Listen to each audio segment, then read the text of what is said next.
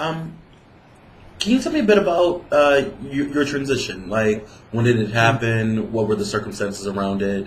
What happened before that made you decide and made or led to decisions that you made with the transition? Well, I basically hit bottom, and I was on the streets, and I was homeless, and I got saved by one of my very good friends, and she took me to rehab, and I got sober, and through my sobriety, I saw this film where there was a transsexual man in it, and it was an awakening call for me. And then I sort of did a lot of research on my own, and all I came up with was male to female transsexuals. And at the time, there was no computer, there was no Google, there was none of that. I had to go to bookstores, and and I was in Los Angeles, and I just did a ton of research, and I found a transsexual doctor who worked with male to female doctors, and he worked with me, and I was his first transsexual man patient, and he gave me testosterone. And it was like a very difficult decision for me to make. I sat with myself for I don't know, maybe weeks or a week, I don't know, and I just was contemplating suicide or the sex change. When I say that, that was really what was happening in my head. Like, should I kill myself or should I have a sex change? I look back on it, it's phenomenal that I chose the sex change. Because there was no information. I didn't know what I was going to look like. I didn't know what I was going to, how it was going to affect me, nothing. But I chose, obviously, the sex change, and I started the hormone shots, and, basically, that was the start of my new life, my whole new life. It was amazing, obviously, nothing physically happened to me from the testosterone, though I thought it did. From my first shot, I remember just feeling like it was the best decision I ever made. And I didn't have a support group. All of my gay women friends dumped me because they thought I was a traitor. I was becoming a man. There were no trans guys back then. I did it all on my own. With the only support group I had was my therapist at the time and AA. And I went to AA through my sex change. Okay. I hate to say it, but from the interviews that I've done thus far, it doesn't seem like that much has changed as far as support and whatnot. Do you know of any places that people can seek help?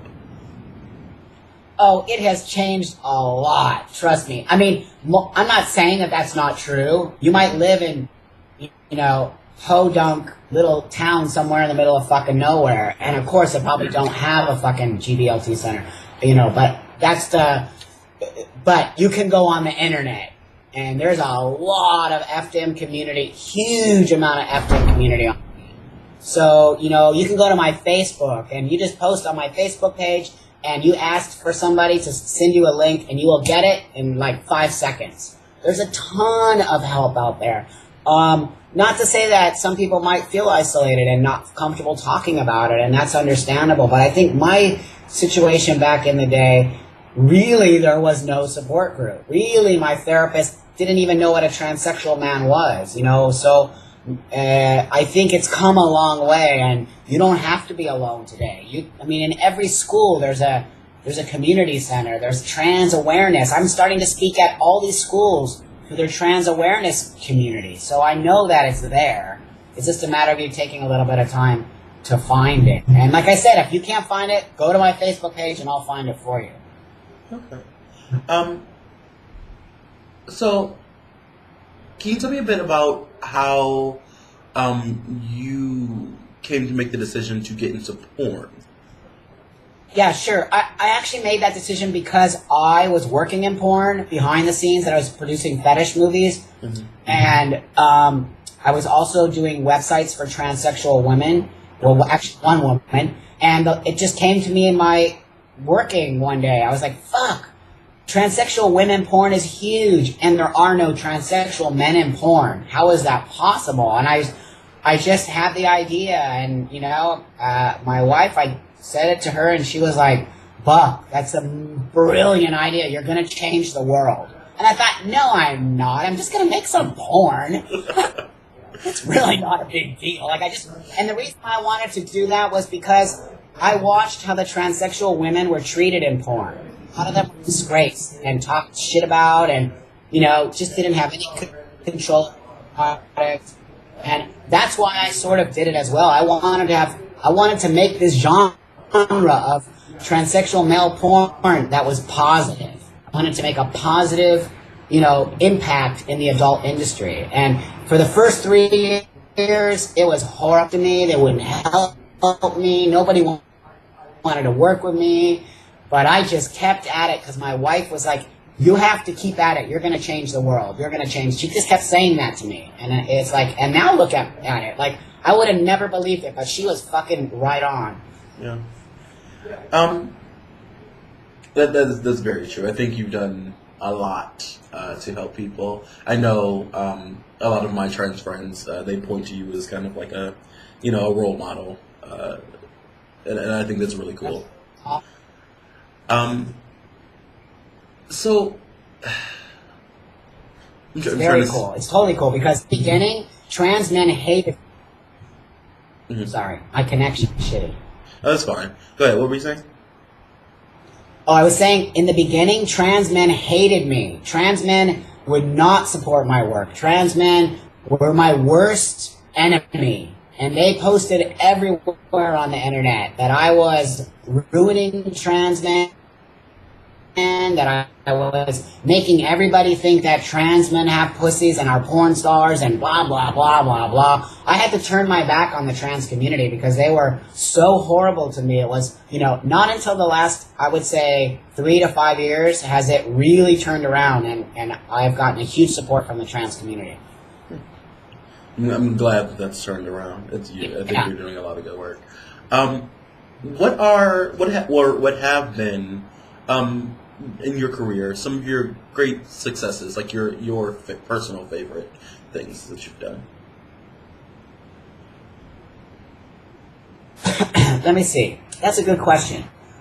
I think one of the things I did that I felt really strongly about was my It Gets Better video. I felt really happy that Dan Savage allowed me to be part of a sort of community program that had the president in it, and me, a porn star, and he was so great about letting me be part of something that he knew was that my word and my voice was going to be just as important as Obama's voice. And that's why I love Dan Savage, because he's really smart that way, and he doesn't really he's very supportive of my work, and he feels that my work isn't just about porn. Not that that's a bad thing. Porn is a good thing. But, I want to be able to reach out to kids. And so by being able to do stuff like that, I'm able to sort of get my foot out of the porn world and into the advocacy world. And, I think that was very big for me. Also starting to speak at big events.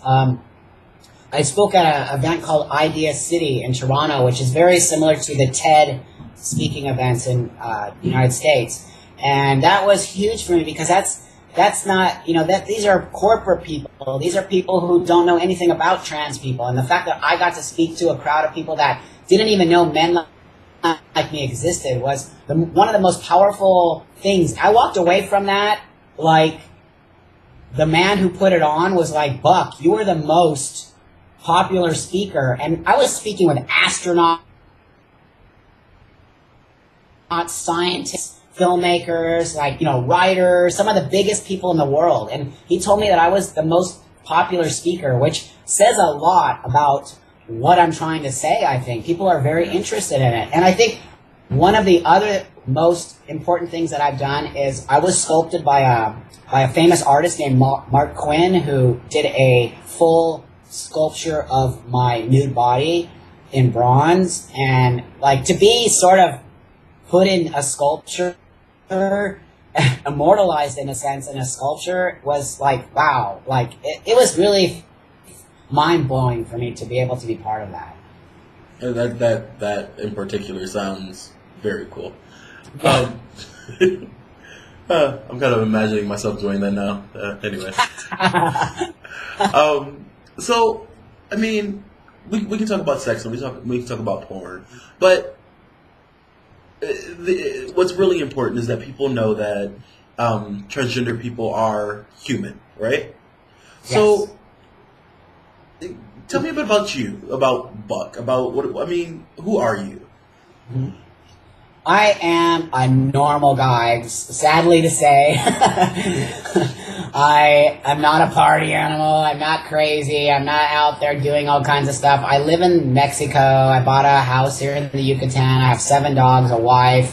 I travel around and do my talk, and I come home and I, work on the internet, and I love to watch movies, and I'm really simple, I think. I think I'm really simple, but at the same time, I think that I am a sensitive man. Just because I look this way doesn't, make me sensitive. I'm sensitive about a lot of issues in the world and a lot what's going on in the world. And it makes me really sad to see, a lot of what's going on today. I see a lot of hatred. I see a lot of, just intolerance to a lot of things that people don't want to open their minds to.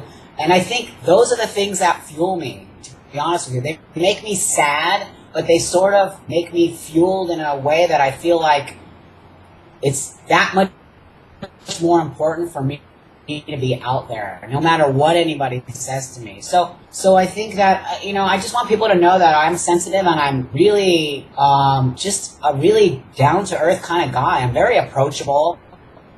People get nervous to approach me when I'm at events, or, I think it's kind of, I don't know if it's the way I look physically, or I'm not sure, but it's kind of it always fascinates me how people feel very sort of intimidated or not sure how to approach me. But I want people to understand that you can always approach me. Always, always. That's what I put in my It Gets Better video, that I will answer your email. Email me if you need anything from me that I feel like I can help you with. Just do it, because I think that's so important that people understand. I'm just a normal guy. I'm really just a normal guy who wants to help people. Thank you for your time, Buck. I really appreciate you helping out with this. Yeah. Where can people find your work?